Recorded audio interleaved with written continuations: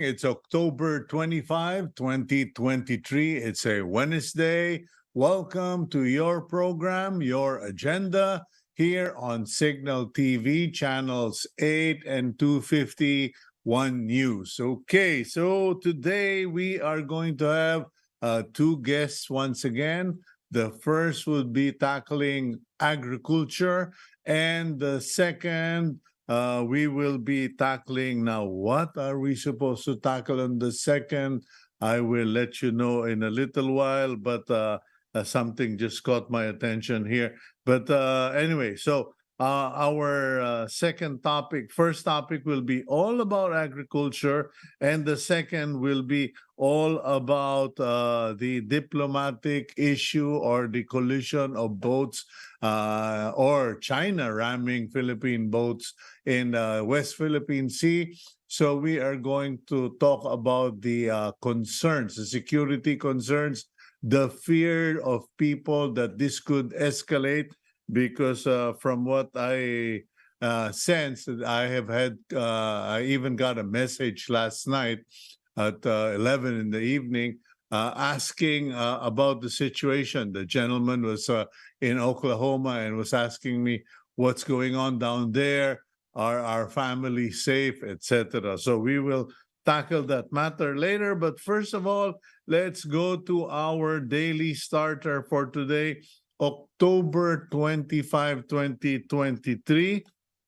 And the daily starter goes, stop letting people who do so little for you control so much of your mind, feelings, and emotions. Okay, that's a very good reminder, because sometimes we tend to dwell, we tend to hyper focus on people who are getting on our nerves, people who are annoying us. And yet, here's a reminder that if people do so little for you, okay, people who don't really make a difference in your life, and yet you let their behavior, their conduct eat you up or bother you to no end, then it's just a waste of time. Don't waste your time on insignificant people who just try to become a burden, or who are so small in the scheme of things but become such a burden in your mind. Okay, let's now go to the front page of the Philippine Star for a quick review. And the headline of the Philippine Star today, Philippine malls filing case versus China over collision. The Philippines may file a case against China before the International Tribunal for the Law of the Sea, or ITLOS, over last Sunday's incident in Ayungin Shoal, wherein a Chinese Coast Guard ship made a provocative maneuver and hit a Filipino vessel, a civilian Filipino vessel, carrying provisions for a military outpost on BRP Sierra Madre in Ayungin Shoal. Meanwhile, we have at the top of the front page, on the header, 3 barangay Sangguniang Kabataan election bets killed in Cotabato and in Davao de Oro. So there you go. 3 more people have been killed on what is supposed to be a community election. Meanwhile, the big photo there, you will see at the top is a policeman standing guard outside an elementary school in Quezon City ahead of a scheduled testing and sealing of vote counting machines for the barangay and Sangguniang Kabataan elections. On the other side of the top of the header, Palace, no plan to declare October 1 as holiday. Malacanang has no plan yet to declare October 31 a holiday, according to the Presidential Communications Office. But in the minds of many, it is already their holiday. So I don't know if that will matter to many people. One day is not going to make them starve. Anyway, Rodi faces first post-presidency criminal complaint.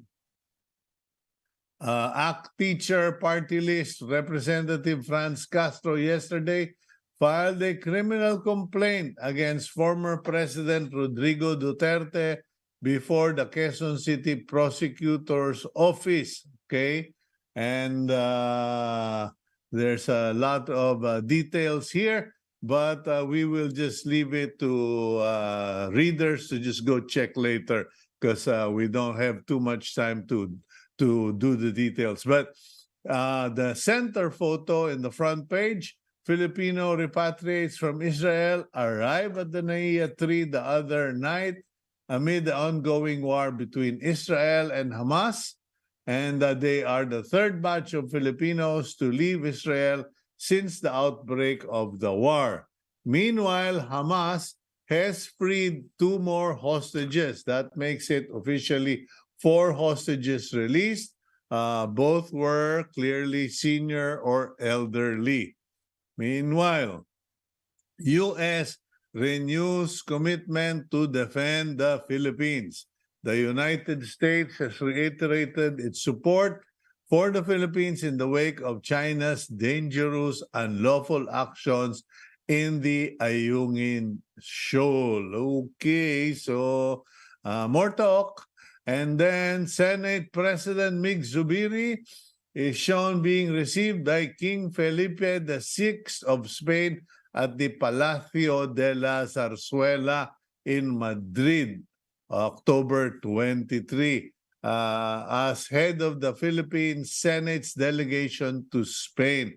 In case you don't know about it, there is a big contingent of Philippine senators traveling all over Europe, meeting with counterparts for further, for studying what they can do in terms of cooperation.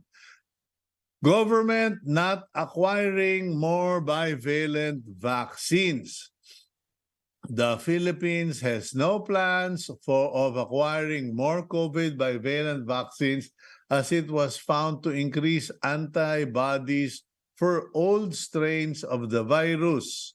Okay, we will see if that will be worth investigating or discussing on the program. Meanwhile, Villar Group Chairman Manny Villar and his children joined the Vista Fun Fest at Villar City, bringing together employees from the residential and construction companies for fun and games. So ayun po.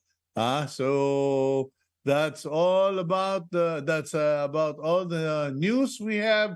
Please do buy a copy of the Philippine Star, a physical copy, or get an online subscription because there's so much more news inside, more information, and opinions written by fellow columnists aside from myself. And let's now go for a quick break, and we'll be right back here on Agenda.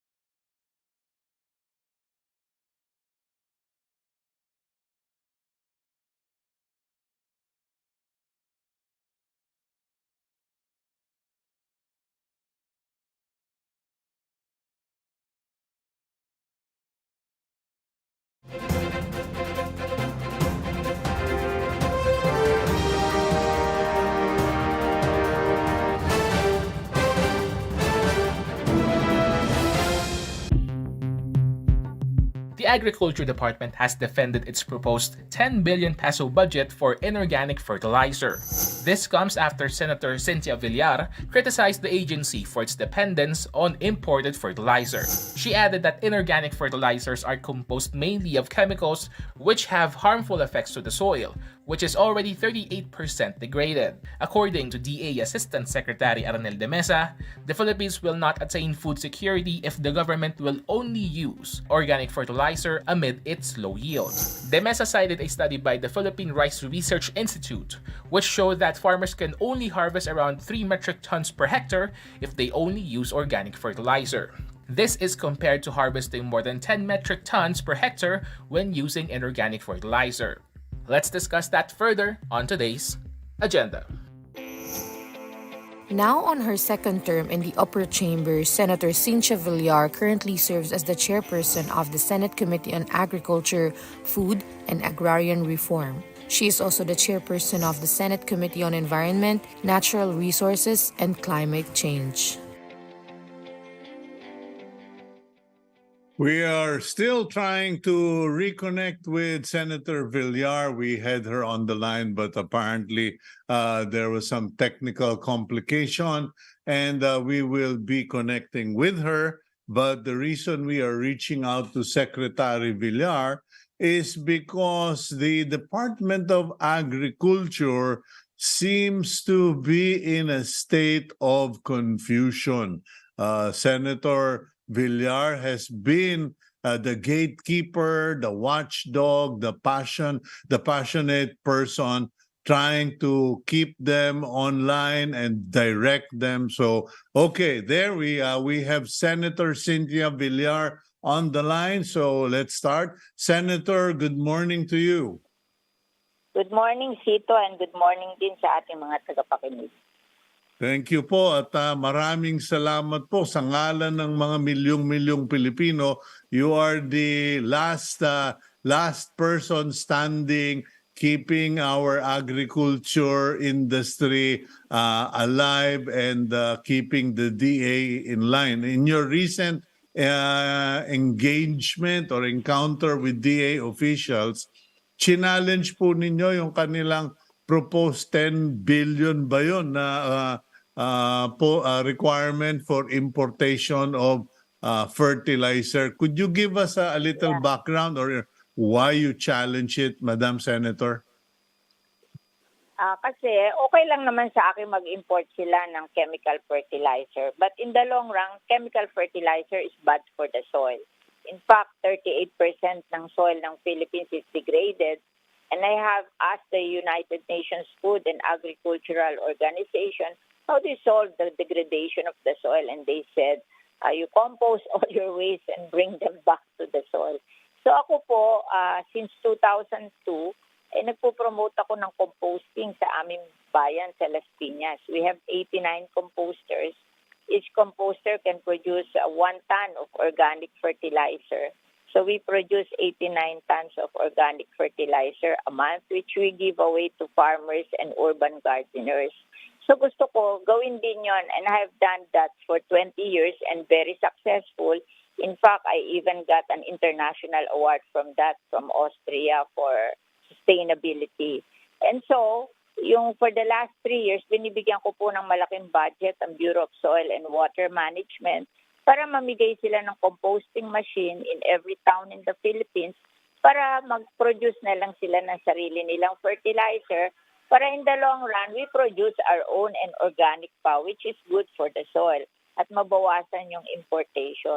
Kaya medyo nagalit ako nung araw na yon.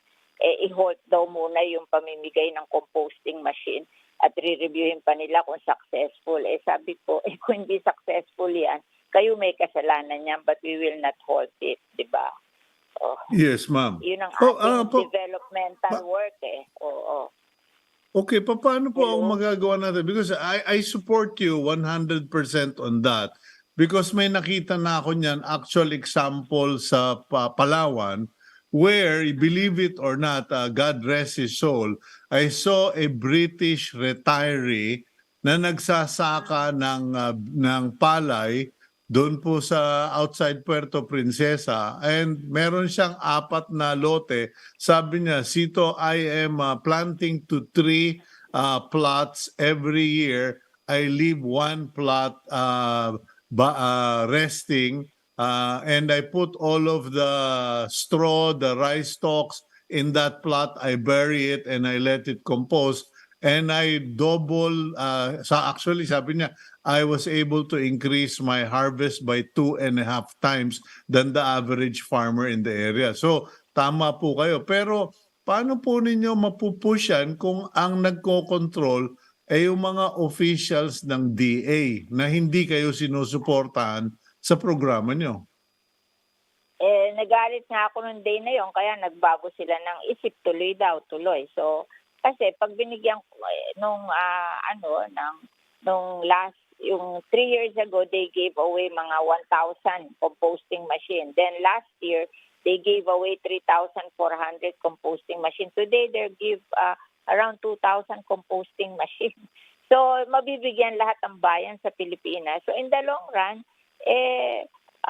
hindi na tayo mag-i-import ng fertilizer kasi the only one that produces yung chemical fertilizer in the Philippines was situated in Leyte and nasira ng Yolanda, and they were not able to resume operation kasi sabi nila hindi sila binayaran ng insurance company. I don't know what's the reason, but nawalan tayo kaya lahat ng chemical fertilizer natin imported. And pwede naman tayo mag-produce ng organic fertilizer. At sabi ng PhilRice, yun daw organic fertilizer na pinoproduce ko out of kitchen and garden waste, dadagdagan lang ng animal manure, pwede na yun sa rice. So, kayang-kaya natin mag-produce sa Pilipinas. Kaya yun ang ini-encourage ko sa kanila. Na kasi parang ang mentality, pag wala, import, import. Dapat, kahit tayo nag-i-import, pero may developmental project tayo na in the future, mawawala na yung import, tayo na magpuproduce ng ating pangangailangan. Okay, now may nakausap po ako na nag-i-import ngayon ng chemical fertilizer, baguhan siya sa business. And in one of the consultations, a former DA official told us, pare, kung hindi yan i-endorse ng regional executive director or yung regional DA official, hindi mai-sponsor yan, hindi mapapakalat yan sa mga farmers. So, same thing. Hindi totoo yun. Hindi totoo yun. Kasi sinabi sa akin ng Bureau of Soil, wala daw humingi sa kanila. So, ako nag-promote. Tinawagan ko yung lahat ng mga gobernador, mga congressman, mga mayor. Gustong-gusto nila eh. Kasi alam mo, sa Las Piñas, when we did that, kasi 50% of our waste are kitchen and garden waste, nakasave kami ng 300 million a year sa pagtatapon ng basura, and it's barangay-based. Yung barangay na lang ang nag-i-implement sa kanilang lugar. And hindi na binibigay sa basurero. So, ngayon ang dapat 400 million ang gastos namin to bring our garbage to the landfill. Ngayon, 100 million na lang. Nakasave kami ng 300 million kasi yung aming kitchen and garden waste, kino-compost namin. Yung aming soft plastic, ginagawa naming school chair. Yung aming waste coconut husk, ginagawa naming coconut for slope protection. Yung aming, yung nagbabaha sa ilog na water lily, ginagawa namin basket. So, there are very good products out of waste, and you just have to recycle. And ako nga, pinasa ko na yung EPR bill mandating companies with 100 million pesos na asset to recycle their plastic waste. Kasi yung plastic waste, pag pumunta yan sa ocean, kakainin na isda, mamamatay ang isda. Kaya delikado yan. Kaya ngayon, mas marami na ang product na isda natin sa aquaculture kesa sa catch from the ocean. Dati 70-30 yan eh. 70 yung sa ocean, 30 yung aquaculture. Ngayon, 52% na ang aquaculture, 48% na lang ang wild catch.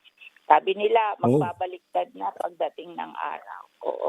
Kaya kami, talagang desidido kami mag-recycle ng plastic kasi pupunta yan sa ocean, kakainin ng isda, mamamatay ang isda. Okay, well, congratulations on that, Madam Secretary. Ano po ang Yeah, inyong hindi na. reaction? Ay, Madam Secretary, Madam Senator. Kasi Oo. actually, yung sunod na question ko is about the fact that we still don't have a full-time Secretary of Agriculture.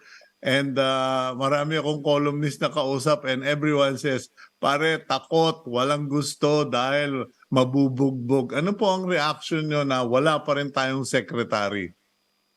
Parang balita, mag-a-appoint na siya Eh, I'm not sure, pero may balita na mag-a-appoint. Oo.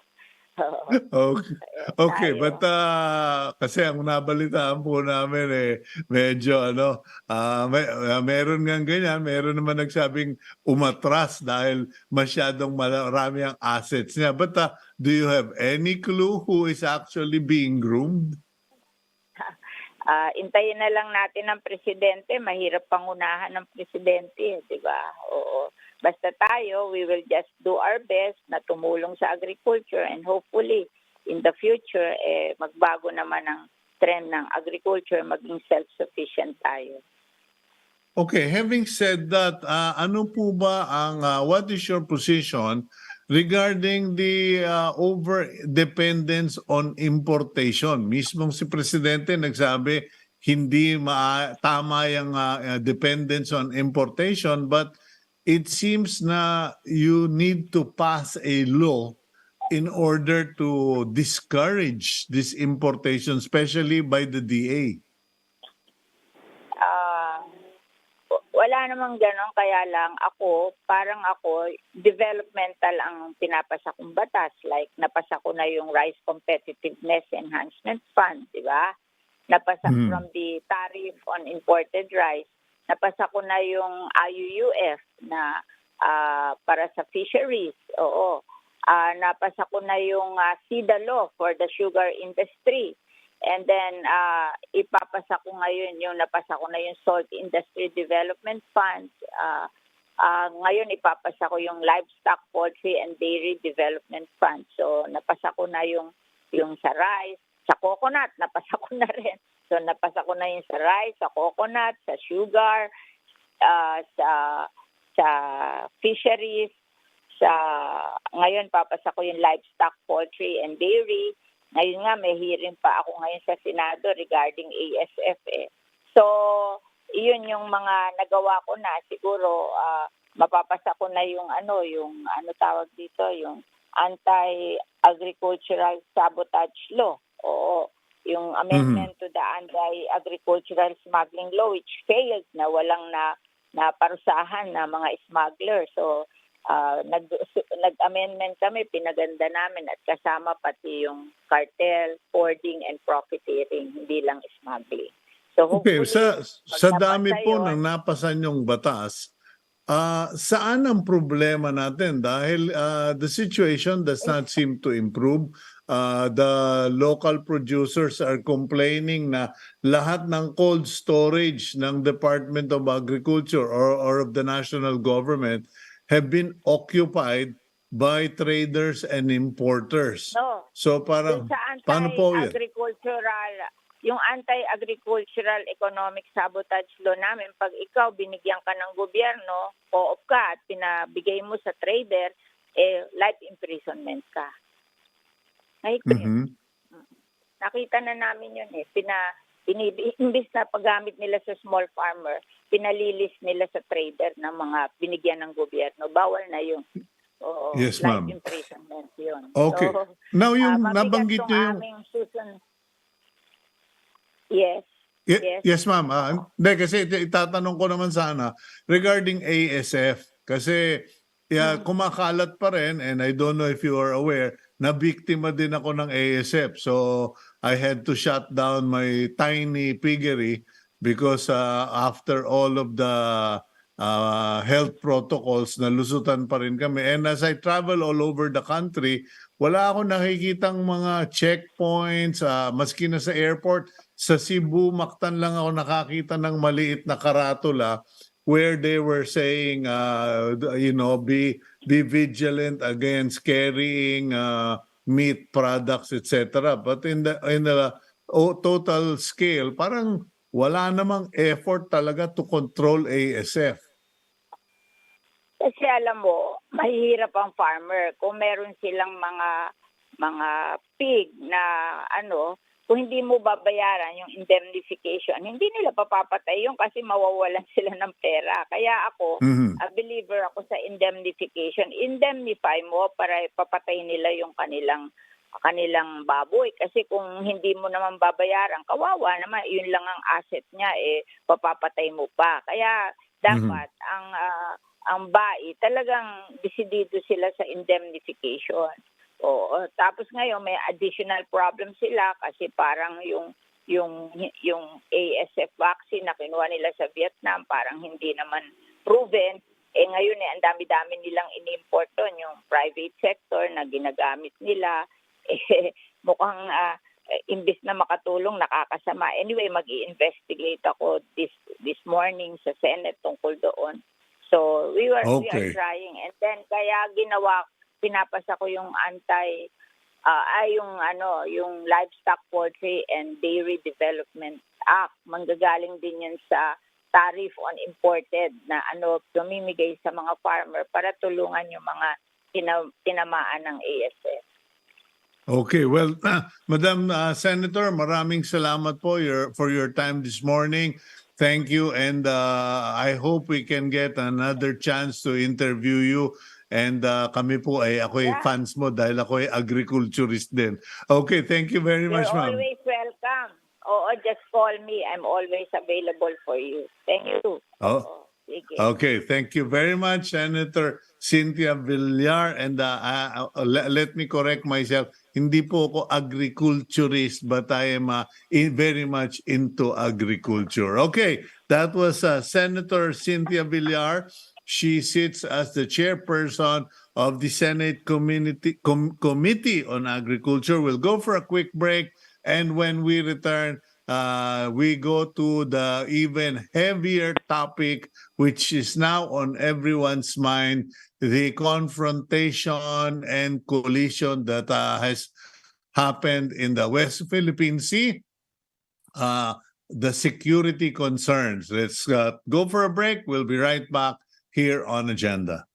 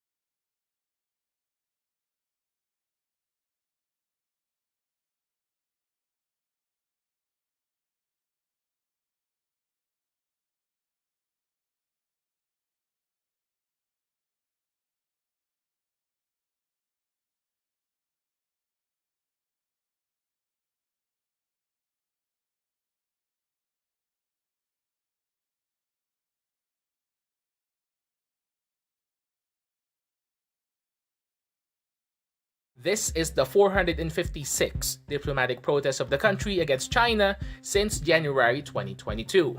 122 protests were filed under the Marcos administration. The US has already expressed their support for the country, calling China's action as dangerous, unlawful, and provocative. Foreign Affairs spokesperson Maria Teresita Daza said, they have yet to determine if the recent incident could justify triggering the Mutual Defense Treaty with the US. Still, China denies the Philippines' claims. The Middle Kingdom insists it's our vessel that provoked theirs. But footage from local journalists, however, seem to show otherwise. What does this mean for ties between Manila and Beijing? Let's further discuss this matter on today's agenda. Clarita Carlos is a well-known retired professor of political science at the University of the Philippines. She has taught and mentored students of her program for over 5 decades. Carlos previously served as the president of the National Defense College of the Philippines, among others. She was also President Bongbong Marcos's national security advisor until she stepped down from the position in January. Carlos is now working as the chief advisor of House Speaker Martin Romualdez on security and defense concerns. Good morning, Professor Carlos. Welcome back to the program agenda. Good morning, Cito. Okay, going straight to the issue, there are now concerns being expressed by Filipinos, both here and abroad, regarding our situation with China.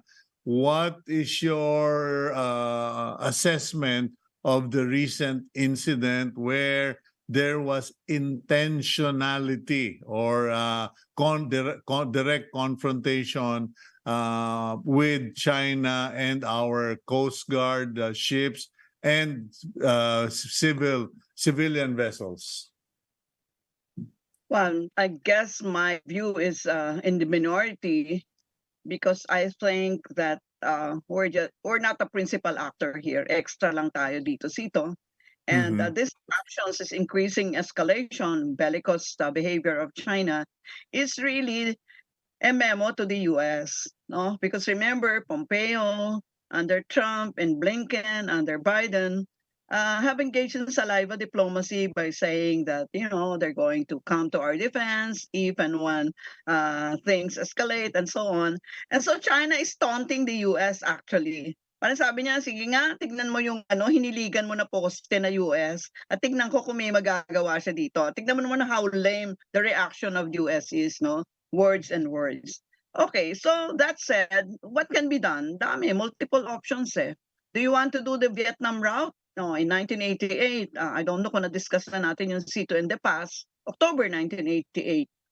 Vietnam planted a flag in one of the contested areas in Spratlys, binunot ng China, tinaniman ng Chinese flag, binunot ng Vietnam, tinaniman ng Vietnam flag, nagkasalpukan, 100 Vietnamese died.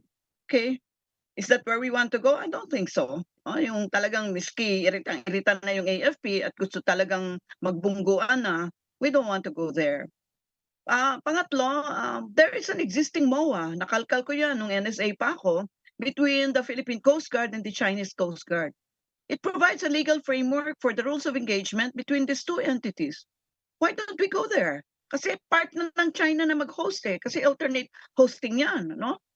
And then fourth, if the president really would like to put flesh to what he declares, the sense of aggravation, let him lower the diplomatic relations to the CDA level, charge the fair level. Ang dami niyang pwedeng gawin eh, di ba? So you support the suggestions of some people that we should kick out the Chinese ambassador? Yeah, lower it. I mean, if we really that resolve, ang tagal, di ba umalis ako ng January 15? Yung isang memo ko kay President Bongbong yun eh. But remember, I'm just advising him, he can take it or not take it. Ang tagal ko nang ina-advise yan, January pa lang. Even before, in 2022 pa lang, ina-advise ko na yan. Diba? Kasi, tingnan mo naman, yung numbers niyo, katakot na yung mga note verbal na yan. Bakit ginagawa yun? Wala nang katuturan yan. That's inutile already. Diba?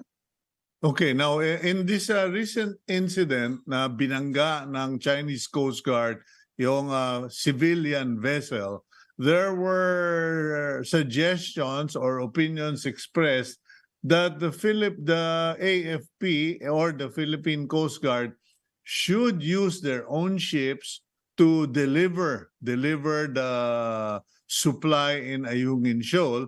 But as we saw in the videos, even our Coast Guard ships were blocked by the Chinese Coast Guard.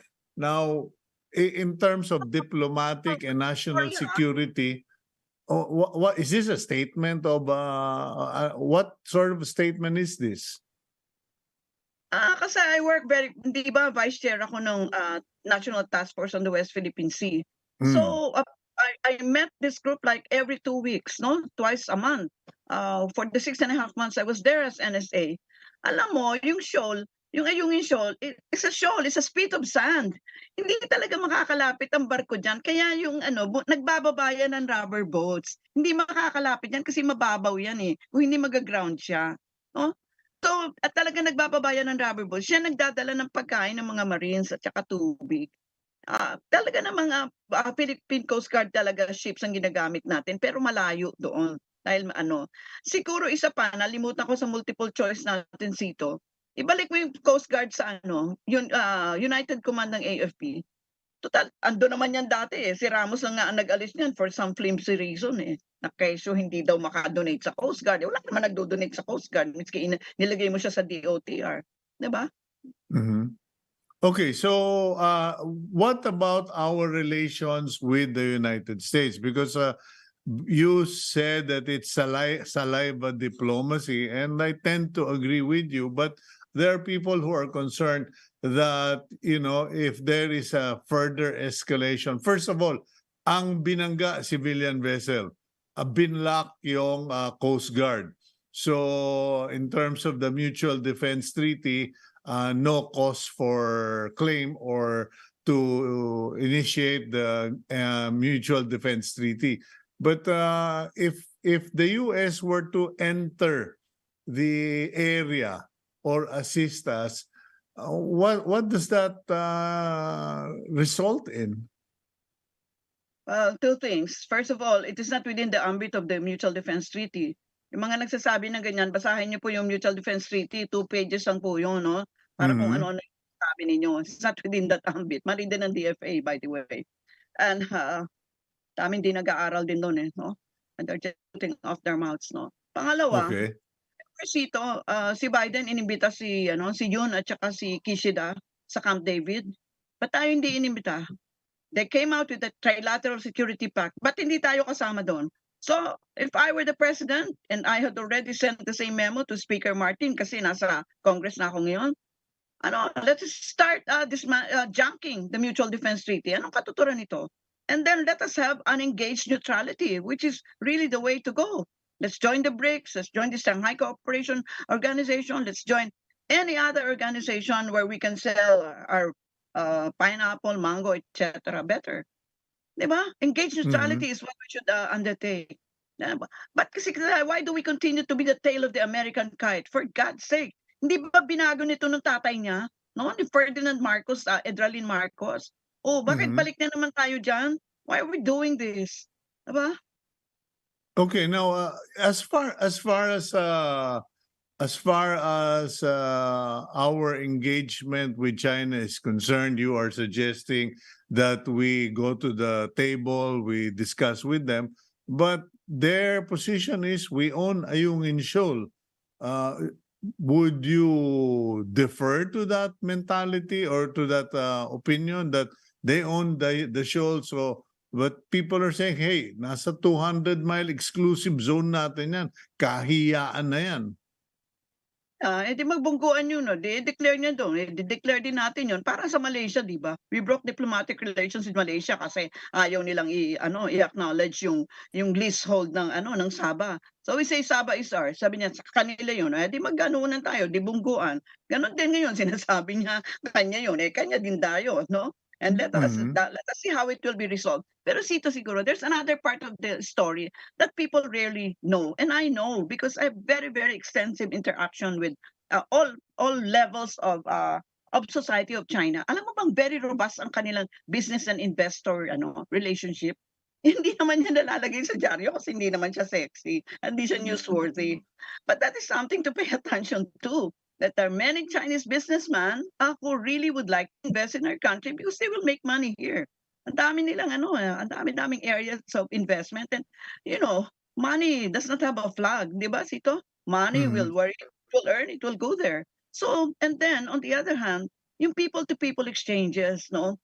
'Di ba kagagaling ni Speaker Martin sa Pag-asa, meron tayong Mhm. marine station do'n Sito, yung UP Marine Station. And doon, little again is known to the public for the past 30, 40 years kasi kapitbahay ko dito sa UP yung isang marine scientist, si Dr. Mike Fortes, 'no, which is Yeah. passed the other month. Alam mo bang for 30, 40 years, they have been working with Chinese marine scientists? Why is this important? Because the scientists view the waters as not divided into six. One of the six is us, no? One of the six rival claimants. They look at the sea as one ocean, one ecology. Di ba very powerful ano yun? It's a very, very powerful principle. So let the marine scientists resolve this issue. I mean, tabi muna yung mga diplomats and politicians. In fact, I wrote several papers on that. Only the scientists will resolve this issue. Okay, so let's round things up. And first, you said earlier that if the government is really intent on protesting, dapat we should expel the Chinese ambassador and limit our diplomatic relations to the level of charge d'affaires. Now, but on the other hand, you're also saying that the Coast Guard has a mutual memorandum of agreement with the Chinese Coast Guard, between Chinese and Philippine Coast Guard. So why not work with that? At the end, Kaya lang parang nila. Yeah, oo. at the end, parang two extremes depending on who you're talking to. If the president, because you're already advising the Speaker of the House, who is whispering to the president, I'm sure, if the president had to make a decision on this, what should it be? He should shift from high politics to low politics. High politics kasi Sito, walang mangyayari yan. You will notice they're kicking the can of the code of conduct. Wala na yun, baka mamatay na ako, hindi pa sila that code of conduct will still be, up there in the air because of the enforcement capability na walang nobody would agree on, no? So move from the high politics area of territory and sovereignty because nothing will happen there. And then move away from the philosophy of ownership and move towards stewardship. Stewardship is nobody owns anything. And then move on to the low politics area of energy and food security. Why do we keep on stressing that the fish which is born in our Palawan and coastal areas, they are eaten in the Chinese jurisdiction? And yet Xi Jinping talks about shared resources, shared prosperity. Laman na naman nila yan. Or is this another saliva diplomacy nila? 'Di ba? So mag-share Mm. sila ng resources. Kung gusto nila ng joint marine exploration and researches, let us define what jointness looks like. Hindi pwedeng joint naman na sila yung hari-hari, no? And katangahan na natin if we sign at the bottom knowing that the jointness is defined by one party which is the People's Republic of China. So let's be smart, intelligent about it, Sito. Huwag tayong tatanga-tanga sasabihin natin, na-onse tayo dito. Na-onse tayo dahil tanga tayo. Hindi ba tayo marunong magbasa ng kontrata? No? That's why we go Mhm. back to my original thesis. Let the marine scientists take the front line here in terms of cooperation, goodwill, trust, confidence, building them up. And so later on, when it spills over into the high politics area, you would have planted this kind of confidence and goodwill, which is very, very important for people-to-people exchanges. When Wang Yi was here, di ba foreign minister siya? Ang ganda Mhm. ng usap namin. We met for siguro an hour, 20 minutes. Dapat 1 hour lang yun. Kasi tuwan-tuwa kami because nag-meet yung minds namin eh. Hindi ko alam kung engineer ata si Wang Yi.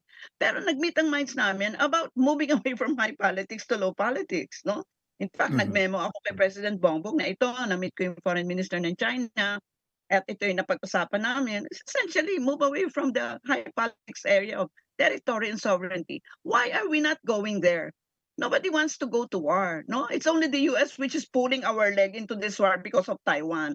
Wag na nating pakialaman 'yon, ano?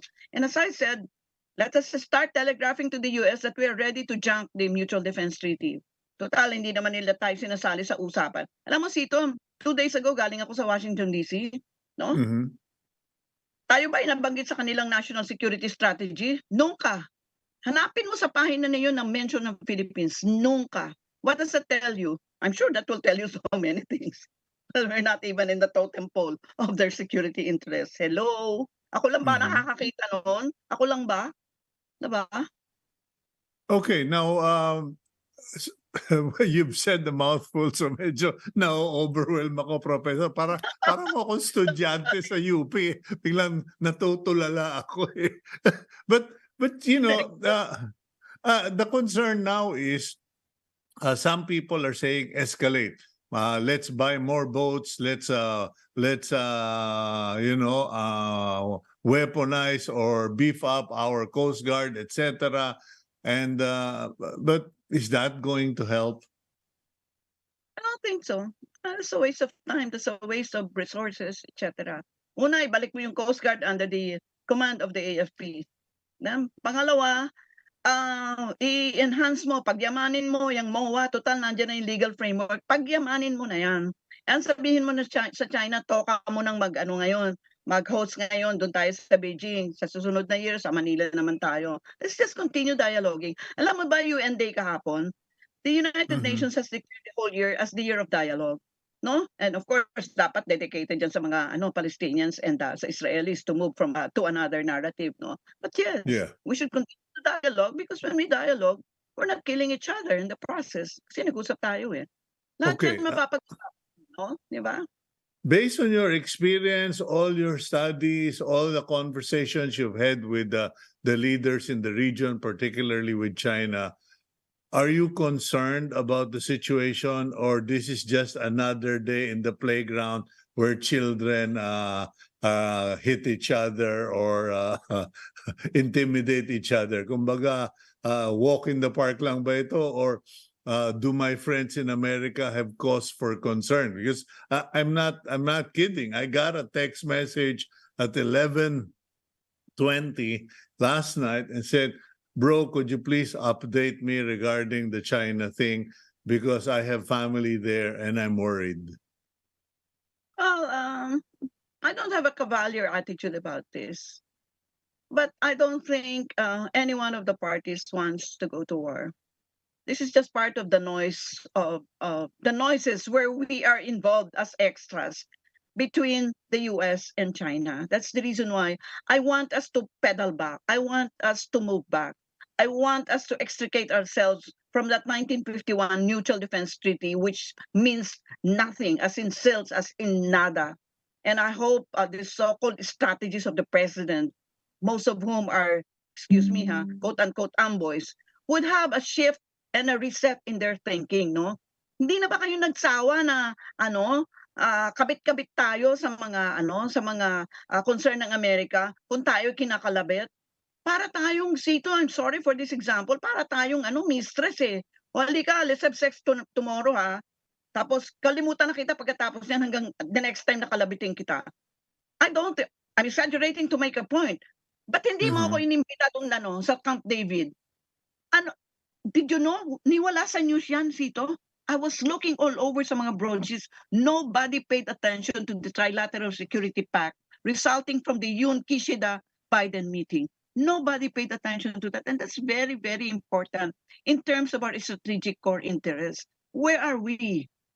And why do we keep on locating ourselves in the sphere of influence of US? Mali. Maling-mali yan.